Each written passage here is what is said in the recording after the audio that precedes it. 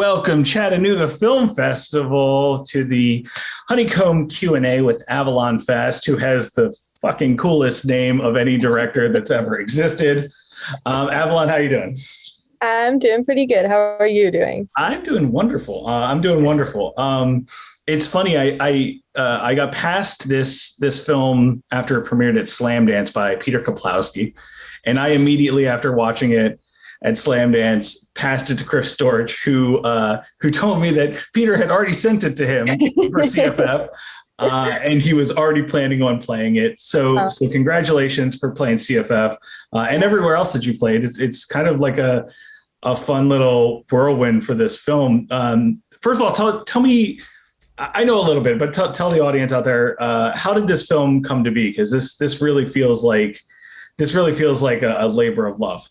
Yeah, for sure. I mean, basically, the reason that Honeycomb exists is because I have a really incredible friend group that are very motivated to make movies with me. I wrote it with a friend of mine. Everybody that acts in it is a friend of mine, to the point where they all almost live with me in the same house. Still. So, so yeah, you're right. It was definitely a labor of love. When we actually shot it, it didn't necessarily feel like a labor of love. There was some high intensity moments, but yeah, we're good now. This isn't the first time you all have worked together, right? You all have done some short films in the past, and this was the first kind of like foray into feature, correct? Yeah, that's right. Yeah, the first film I ever shot in high school was called Violets Bloom in April, and that's essentially the same people. We did another one called Night Trouble afterwards, same thing. So yeah, they're pretty used to it by now. Did everybody, I mean, I imagine so.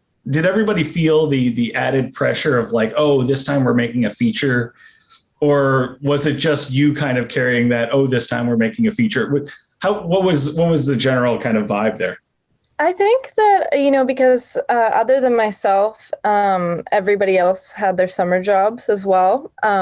There was like 2 or 3 people, one being my partner, Henry, who's in Honeycomb, understood the pressure of it and how like motivated I was and how stressed out I was about getting this done and making this for real. There was a couple others. Leader was played by Destiny. She was also like very, totally understood what we were doing. And then even hearing, like, we did a Q&A the other day at VIF in Vancouver, and Sophie was just talking about how they didn't really notice like what was going on. They were just hanging out. We were making a little movie. I don't think any of us really understood like how big it would become, because even to screen at one festival would have been exciting for us. But now we've had like this whole tour, so. Yeah, I don't know. There was definitely a few of us understood. Not everybody was completely sure what was going on. I know. I got to catch it when Etheria presented it last month in LA in a theater. And you mentioned that you just played a festival in Vancouver. What is it like? What is it like seeing it on the big screen? I know you've also played Atlanta. You're just like playing like major cities. Mm-hmm. In theaters. What is that feeling like getting to share this little movie? I say that with love as someone who makes little movies. Like, what is that feeling like? How's it been? Yeah, I mean, that's always been the dream, like to have. I think actually with the screening in Vancouver, it was very cool because it was local, so we all went. And to hear like the cast and the audience laughing and like to see them all there as I'm doing the Q&A and they're all watching and like cheering, that was really, really special. And yeah, knowing that we're sitting there with other people that want to be there to watch it, that don't know us, that's like, yeah, that's all I was really asking for with this, is for people to want to come see it and sit with us. So yeah. Now, did your mom come to that screening and ask awesome questions like she did in Los Angeles? No, my dad came. Okay. And he asked like very existential questions, kind of like my mom. And I was like, Jesus, like, chill out. Why are you guys doing this to me? How about some softball questions, please? Yeah. So this, it's funny because when I watch this, at Rustic, we kind of have a mantra: make movies with friends. It feels very much like that. Did you have friends in place that could do these things, or did you all have to kind of learn together? What was the process like putting this group together? Because you all shot it on the island, if I'm not mistaken, right? So like the island where the film takes place is actually where you shot it. Yeah, that's right. So yeah, there was definitely, as like far as casting goes, I would put people with how I knew they acted to, a little bit, not as dramatic for the most part. I kind of knew what they were capable of and how, comfortable they were in front of a camera, and they would get parts accordingly. But in terms of like technical things, like who was to shoot, who was to hold the mic, like that was all like, a huge learning curve. None of us really knew. I understood the camera pretty well. But I didn't really want to be holding the camera because that's not something that I really have a passion for. So I would try to, anybody who was interested in that, then I'd kind of teach them. And I obviously, Henry and I were the ones that understood most of the equipment the best because we'd rented it together in Vancouver. But yeah, it was a lot of like, that took a lot of time as well, teaching people how to use these things. And I remember specifically when the credits happened, the boom mic credit comes up and it's like, and everyone else. Yeah. Literally everybody. If anybody hasn't watched that, I promise you it got a really good, like I laughed probably laughed the hardest of anything when I saw that come up. I absolutely love that because I can relate. Yeah. That's amazing. What drew you to this story in general? Because this is it also feels, top of being like, just making movies with their friends, but it also feels extremely personal, which every one of those movies, and any type of movie like this always does feel personal. What about this story to you kind of resonated? Where did you kind of find your footing? Yeah, I've been asked this a lot. And it was really hard for me to come up with at first because I'm like, where did this come from? Like, it had been so long that I honestly couldn't really remember. And I kind of had this like epiphany like a few weeks ago where I was like, oh, this is so a story of like my own. I really isolated myself, not, on purpose necessarily, but when I graduated high school, I moved away from my hometown, did my own thing. But in a way, it became very isolating, and I think I was missing like this closeness to my girlfriends, like, and I wasn't able to like say that to them, like, hey guys, I miss you, what's going on? Instead, I had to write this like dreary, horrific movie just to like get my point across. But I think that that's what it was for me, is that I wanted to spend time with them.